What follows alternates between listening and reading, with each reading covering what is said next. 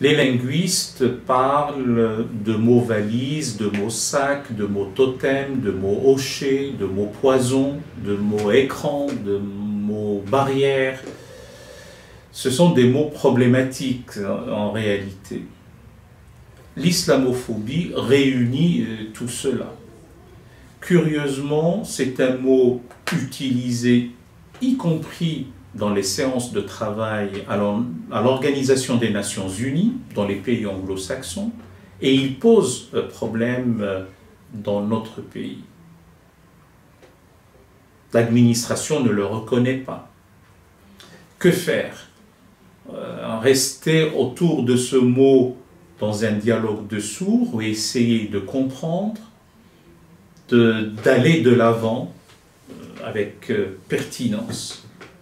Lorsque nous ne nous mettons pas d'accord sur un concept, il vaut mieux le préciser.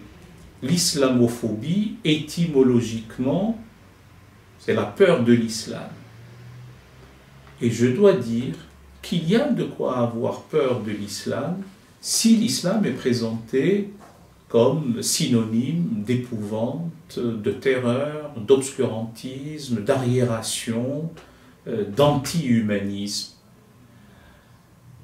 Et surtout ne pas dire que l'islamophobie empêche la critique de l'islam. Il faudrait en être même demandeur, parce que la critique, lorsqu'elle est académique, elle est bénéfique, lorsqu'elle est populaire, elle est salutaire, et elle aide à avancer et à aller de l'avant.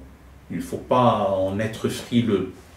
Toute doctrine, toute théologie, toute philosophie, et a fortiori une pensée religieuse qui élude les questions, qui esquive le choc des idées, s'atrophie, se vulnérabilise.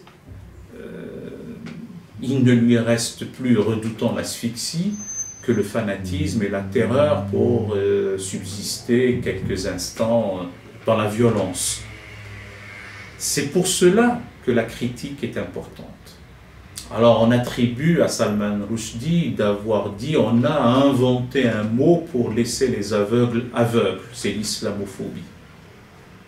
Entendons-nous bien, encore une fois, distinguons l'islamophobie de la misislamie. Ah, qu'est-ce ce néologisme? Bien, nous allons faire un détour par la psychologie féminine. J'ai cru comprendre qu'il y a la femme androphobe et la femme misandre. La femme androphobe a peur de l'homme parce qu'elle a connu un père autoritaire, un frère violent, un instituteur strict, peut-être un mari irrespectueux. Et là, nous sommes dans l'androphobie. En revanche, une femme misandre, c'est la femme qui déteste, qui hait les hommes. Mutatis mutandis, on est dans la même situation. Il y a des islamophobes qui ont peur de l'islam et il y a des mis-islamiques qui, eux, détestent les musulmans. Et donc la mis-islamie, du grec misos, comme on aurait dit misanthrope ou misogyne, donc la mis-islamie, c'est l'équivalent de la misandrie, la misogynie, la misanthropie. Le préfixe mésos renvoie à la haine, à la détestation, à l'hostilité.